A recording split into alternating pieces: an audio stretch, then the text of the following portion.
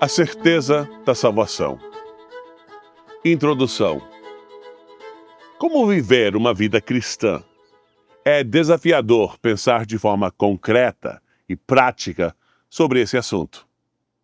Primeiro, podemos dizer que é muito difícil viver a vida cristã quando não se tem uma vida cristã. Em outras palavras, não cristãos não podem viver como cristãos. Logo em seguida, vem a dificuldade de cristãos tentarem viver a vida cristã sem a certeza de que são, de fato, cristãos. Eles são cristãos, mas há dias em que simplesmente não se sentem como se fossem. Este capítulo tem o objetivo de trazer clareza bíblica para essas pessoas e fornecer material para amigos e familiares que desejam ajudá-las, com base diretamente nas Escrituras. Quais são as garantias bíblicas da salvação? Somos cristãos evangélicos e, por isso, conhecemos a palavra testemunho. Já ouvimos muitos deles, muitas vezes de nossos amigos. Mas também somos cristãos reformados, o que significa que alguns de nós se tornaram cansados ou desconfiados dessa prática de contar testemunhos, devido ao seu uso inadequado no evangelicalismo popular. Isso, no entanto, é um erro grave da nossa parte. Quando bem compreendido, a fé cristã em si é um testemunho. Então caí aos seus pés para adorá-lo, mas ele me disse: não faça isso. Sou servo, como você e como os seus irmãos que se mantêm fiéis ao testemunho de Jesus.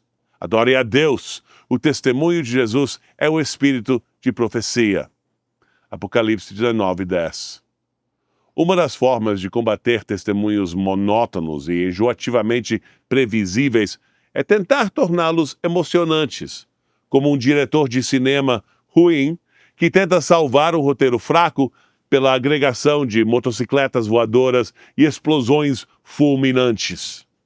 Esse tipo de testemunho faz da história extravagante a norma, como se você não tivesse um testemunho que traga certeza da salvação, a menos que tenha andado com o tráfico e espancado o guarda-costas de Mick Jagger uma vez.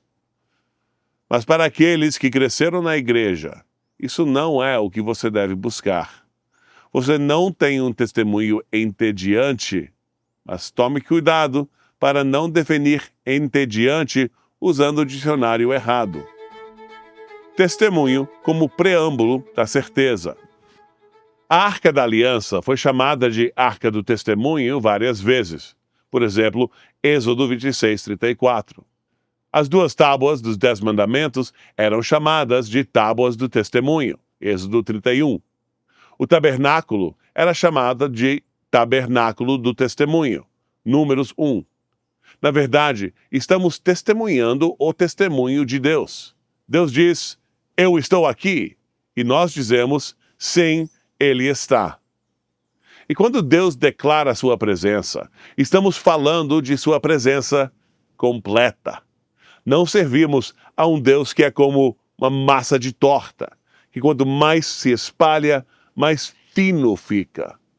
Quanto mais a história avança, não é como brincar de telefone sem fio por 3.000 anos em vez de 2.000, com um aumento de distorções ao longo do tempo.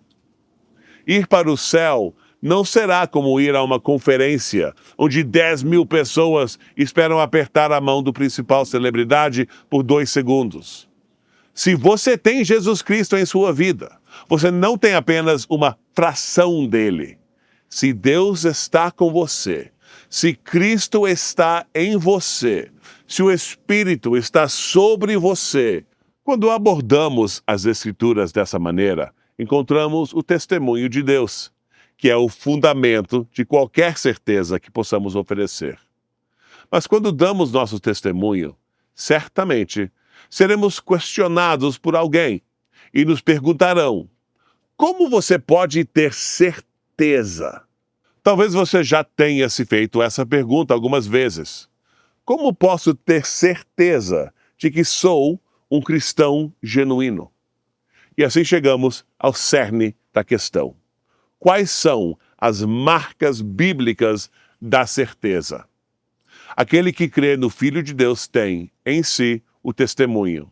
Aquele que não dá crédito a Deus o faz mentiroso, porque não crê no testemunho que Deus dá acerca do seu Filho.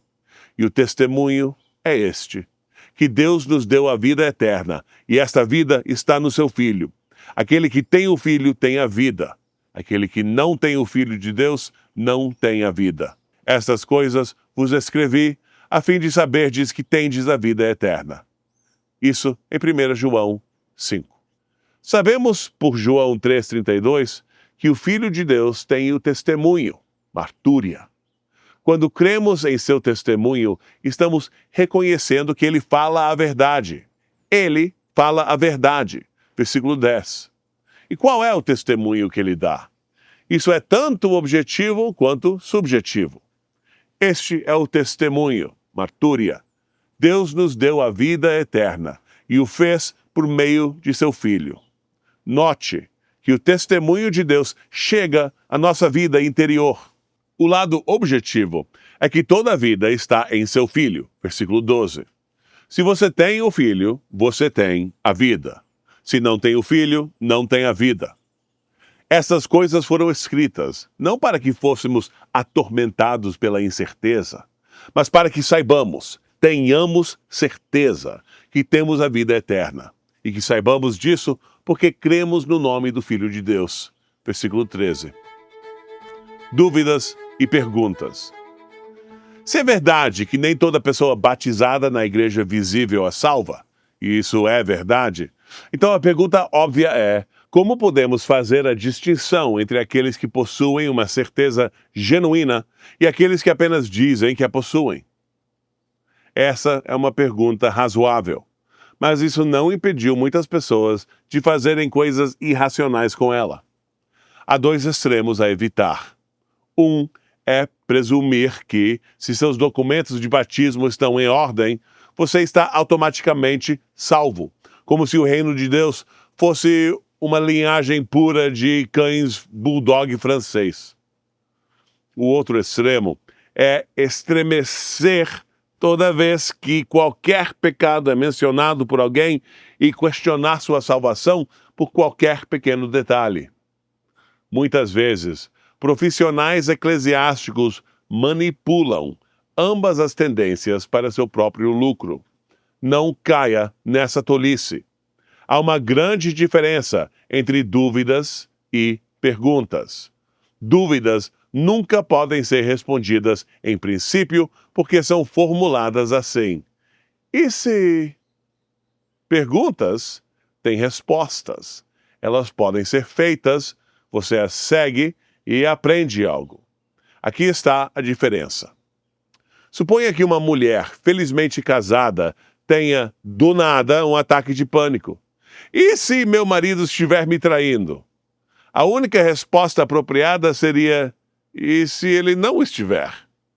Isso é bem diferente de uma esposa perguntando: quem é a loira no Ferrari vermelho lá em frente? Aquela que está buzinando para chamar você. Quem é ela? Essa é uma pergunta. E devo acrescentar, uma pergunta muito boa. Para que você saiba. Voltando a 1 João 5,13, se temos o Filho, se temos a vida eterna, Deus quer que saibamos disso.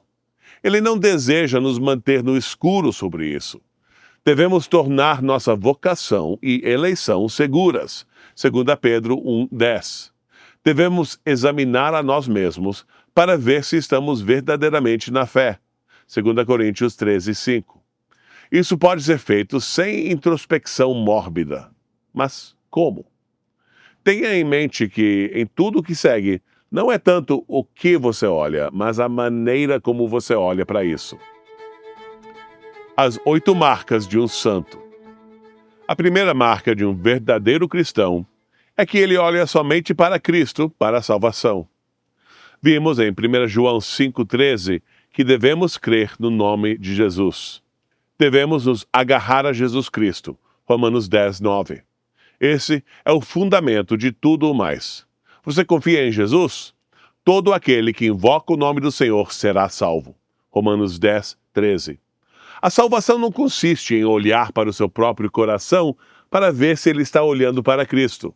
A salvação é olhar para Cristo. A segunda marca de um verdadeiro cristão é que ele recebeu o dom do Espírito Santo. Nisto, sabemos que estamos nele e ele em nós. Ele nos deu do seu Espírito. 1 João 4:13. Note que a Bíblia diz que essa é uma das formas pelas quais sabemos que estamos nele. O Espírito é dado como garantia. Efésios 1:13 e 14, 2 Coríntios 5:5 e 6. O Espírito é dado a nós como uma garantia, uma certeza. Como sabemos que temos o Espírito? Como o Espírito registra sua presença? Ele faz crescer as coisas. Gálatas 5:22 e 23, Efésios 5:9. Ele mata coisas. Romanos 8:13.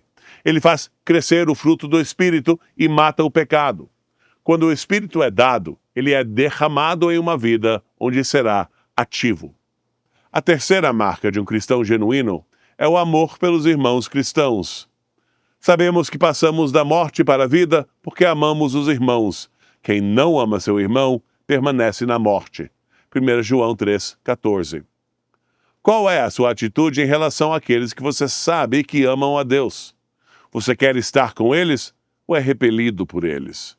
Você pode se lembrar de como sua atitude em relação aos cristãos mudou quando você foi salvo. Você pode até ser tentado a pensar que eles foram transformados da noite para o dia.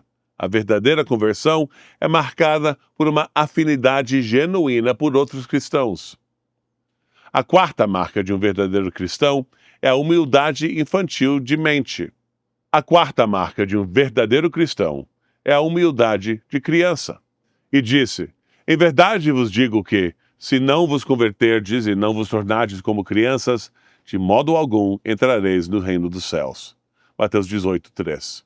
Jesus diz que uma marca da verdadeira conversão é a humildade de mente, tornando-se como uma criança. O tipo de humildade que recebe a salvação é o mesmo tipo de humildade que recebe outras verdades de Deus. A quinta marca de um verdadeiro cristão é a fome espiritual. Desejai ardentemente, como crianças recém-nascidas, o genuíno leite espiritual, para que por ele vos seja dado o crescimento para a salvação, se é que já tendes a experiência de que o Senhor é bondoso. 1 Pedro 2:2 e 3. Uma característica marcante da vida é a fome. Nesse caso, fome pela palavra. Bebês que nascem vivos nascem famintos. A sexta marca de um verdadeiro crente em Cristo é que ele entende coisas espirituais que antes lhes eram opacas. Pois a pregação da cruz é loucura para os que perecem, mas para nós, que somos salvos, é o poder de Deus. 1 Coríntios 1:18.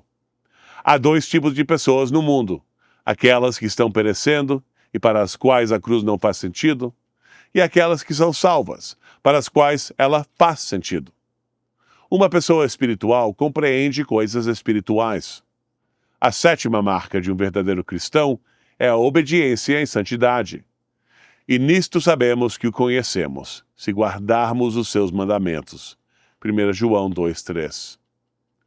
Aqui está outra declaração explícita de como sabemos. Sabemos de quem somos filhos porque o obedecemos. Há uma mudança marcante na vida de uma pessoa verdadeiramente convertida após sua conversão. A oitava marca da verdadeira conversão está relacionada à anterior. No sétimo lugar, sabemos que o conhecemos se obedecemos. Mas, no próximo lugar, sabemos que viemos a conhecê-lo pelo que acontece conosco quando desobedecemos. Porque o Senhor disciplina a quem ama e castiga todo filho que recebe. Hebreus 12:6. Portanto, a marca anterior não deve ser agarrada em um falso perfeccionismo. Ainda pecamos. Mas o que acontece então é a outra marca da verdadeira conversão. Deus não disciplina os filhos do vizinho, mas ele disciplina aos seus próprios. A suma e conclusão do assunto. Qual é a suma de tudo que se tem ouvido? A conclusão do assunto. Somos salvos pela graça de Deus em Cristo, mas nada. Efésios 2, 8 e 9. Não somos salvos por boas obras, mas somos salvos para boas obras. Efésios 2:10. Isso significa que, se Deus começou uma boa obra em nós, Ele a conduzirá até o dia da conclusão. Estou convencido de que aquele que começou boa obra em vós há de completá-la até o dia de Jesus Cristo. Filipenses 1:6. A conclusão dessa obra será, sim, impressionante. Romanos 8:18. E, portanto, não é surpreendente que o início da obra seja frequentemente notável e evidente. Essas marcas de sua obra estão delineadas acima, mas, como a santificação é o processo de amadurecimento em seres humanos plenos, encontramos essas características aumentando e crescendo quanto mais andamos com Cristo. Colossenses 1:10, 1 Tessalonicenses 4:1 e 10, 2 Pedro 1, 5 a 8. A obra de Deus se manifestará. E da mesma forma, segundo um princípio inverso, a lógica do diabo também se manifesta. Todos nós, um dia, chegaremos ao que temos nos tornado ao longo do tempo. Isso é verdade para os crentes, mas também é verdade para aqueles que não conhecem verdadeiramente a Cristo. Mas não devemos exagerar nisso, o que significa que não devemos pensar demais sobre isso. Assim, no contexto de uma comunidade bíblica, dentro da igreja, o ônus da prova recai sobre aquele que insiste em se excluir. E aquele que o fizer deve tomar cuidado para usar pesos e medidas bíblicos. E para aqueles que estão nessa categoria, observe duas coisas sobre uma maneira particular de viver. As obras da carne são manifestas, e são estas: os que praticam tais coisas não herdarão o reino de Deus. Gálatas 5, 19 e 21. É evidente quem não herdará o reino, o que significa que é claro quem não herdará a vida eterna. Isso é revelado ao longo do tempo na vida de um homem, por necessidade. Mas estamos persuadidos de coisas melhores a respeito de vocês. 1. Qual é o cerne de todo verdadeiro testemunho? É o testemunho da presença e atividade de Cristo. 2. O que queríamos comunicar quando falamos que Deus não é massa de torta? Refere-se à crença equivocada de que quanto mais Deus se espalha, mais fino ele fica. Mas ele é o Deus vivo e não é assim. Qualquer crente que tem Cristo consigo, tem todo o Cristo consigo. 3. Quando se trata de testemunhos, quem testemunha primeiro, Deus ou o homem? O testemunho de Deus é sempre anterior. E o papel do nosso testemunho é dizer amém a que ele fez e disse. 4. Devemos tentar tornar emocionantes nossos testemunhos pessoais? Não há necessidade disso, porque quando Deus perdoa um de nós, isso já é emoção suficiente. Quando tentamos tornar nossos testemunhos sensacionalistas para manter a atenção de todos, isso significa que não estamos realmente confiando na grandeza do que Deus fez. 5. Deus quer que seus filhos saibam se possuem a vida eterna? Sim, Ele quer. Ele inspirou o apóstolo João a escrever que o motivo pela qual escreveu 1 João foi para que os cristãos soubessem que têm a vida eterna. 1 João 5,13.